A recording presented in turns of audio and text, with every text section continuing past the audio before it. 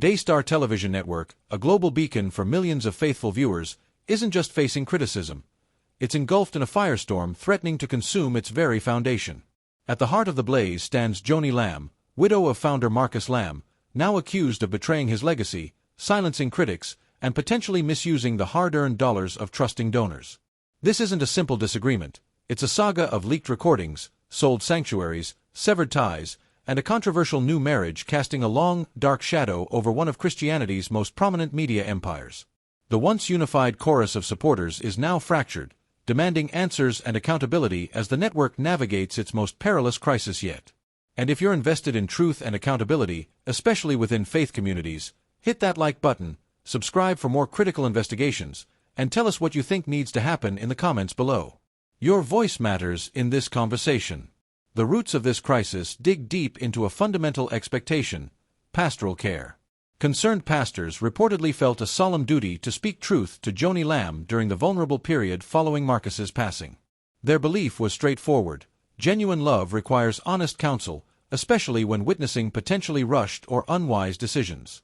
Several pastors allegedly confided their deep reservations about the whirlwind romance with Doug Weiss and the subsequent dramatic shifts within Daystar. Their perspective wasn't rooted in gossip, but in a biblical mandate to care for widows and offer guidance during fragile times. The core question posed to Joni, according to these accounts, was a challenging one: if this new path isn't truly aligned with God's will, shouldn't those who care for you say so? Yet, the response from leadership, as described, was a wall of resistance. Compounding the leadership crisis are explosive allegations about Daystar's finances that strike at the heart of donor trust. Leaked audio recordings and investigative reports paint a disturbing picture starkly at odds with the network's ministry image.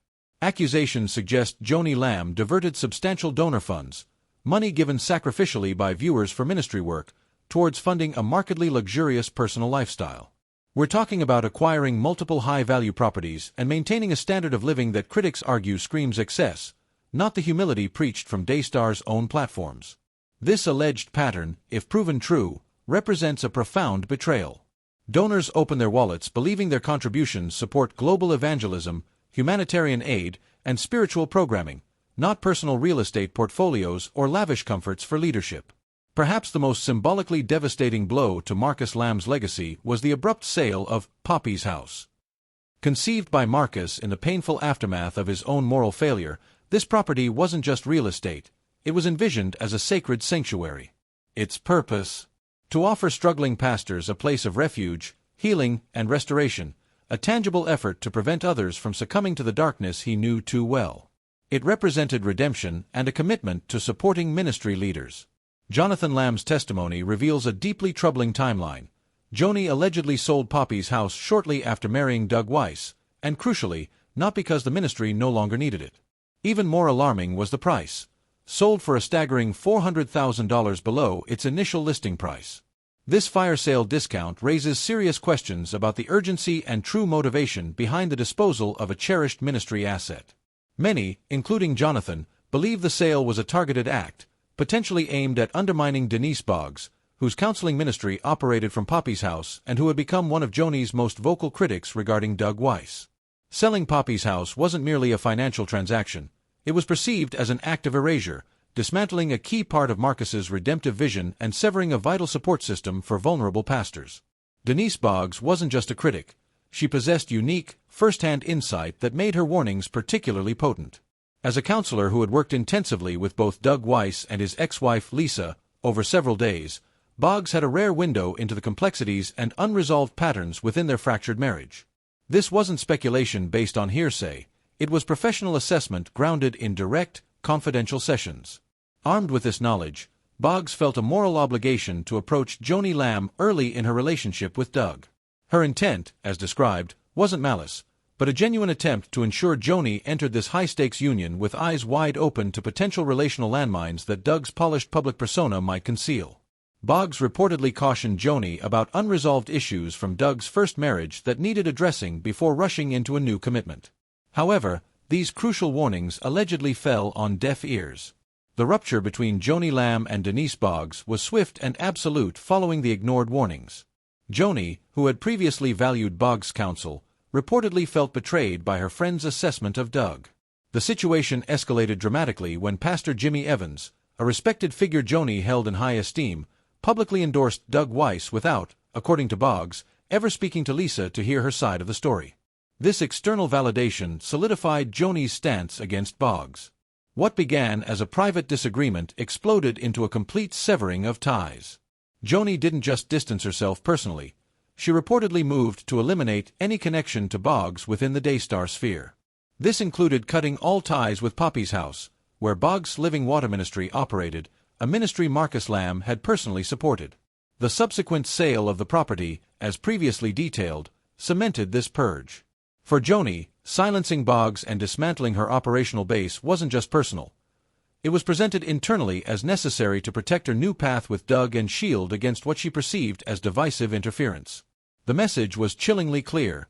Questioning Joni's choices, especially regarding Doug, meant exile. Jonathan Lamb's perspective on the Poppy's House sale and the treatment of Denise Bogs adds a layer of profound grief and betrayal. He describes Poppy's House as one of his father's final, most heartfelt endeavors, a direct response to Marcus's own shame and anguish over his affair. Jonathan emphasizes Marcus's deep desire to create a haven specifically for pastors teetering on the edge of burnout or moral failure, a place to heal and save marriages. Learning that Joni sold this sanctuary so soon after marrying Doug Weiss, allegedly without any ministry-related justification and without consulting major donors, struck Jonathan as a fundamental betrayal of his father's redemptive vision. He publicly condemned the lack of transparency as potentially unethical and fraudulent, arguing that partners who funded the property deserved to know and have a say in its fate.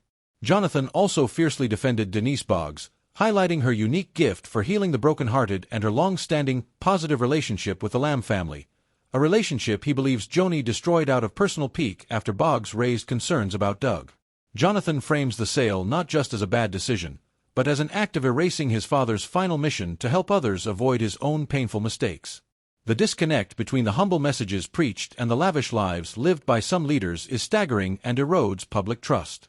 Furthermore, the fundraising tactics themselves often employ continuous, high-pressure appeals, constantly inventing new, urgent needs or breakthrough opportunities, creating a cycle where more donations lead to more requests, not necessarily more verifiable ministry impact. Power becomes concentrated, with leaders controlling both the message and the millions, shielded by complex organizational structures and a lack of independent oversight. This systemic problem, the exploitation of sincere faith for personal enrichment, is the toxic soil in which scandals like Daystar's can too easily take root.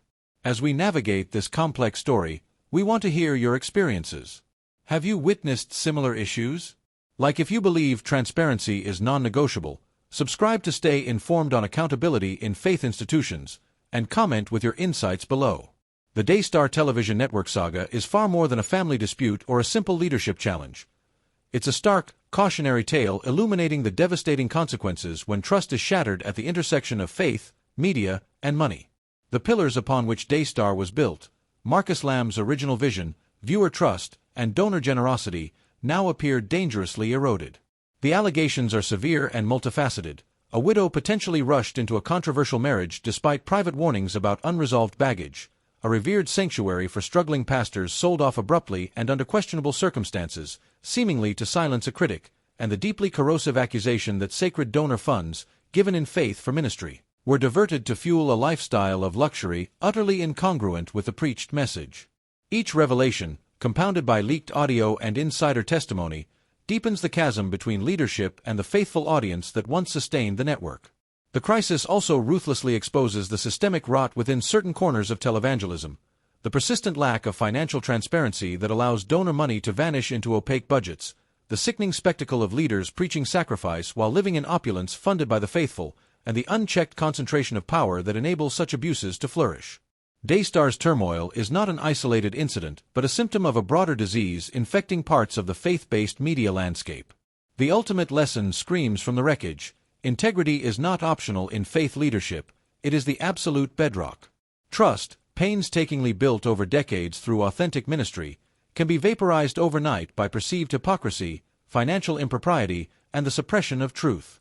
Leaders in the spiritual spotlight must understand their lives, public and private, financial and relational, are inextricably linked to their message. Any disconnect between the values proclaimed and the realities lived is a fissure that will inevitably widen under pressure. For donors and viewers, the imperative is vigilance. Supporting ministries that embrace radical transparency, demanding accountability, and refusing to fund empires built on exploitation disguised as evangelism. Daystar's future hangs precariously in the balance, a powerful reminder that in the realm of faith, the highest cost isn't measured in dollars, but in lost trust and a broken covenant with the very people who believed. This story demands reflection. How can faith media rebuild trust? What accountability do leaders owe their supporters? Share your critical thoughts in the comments. Like if you demand transparency,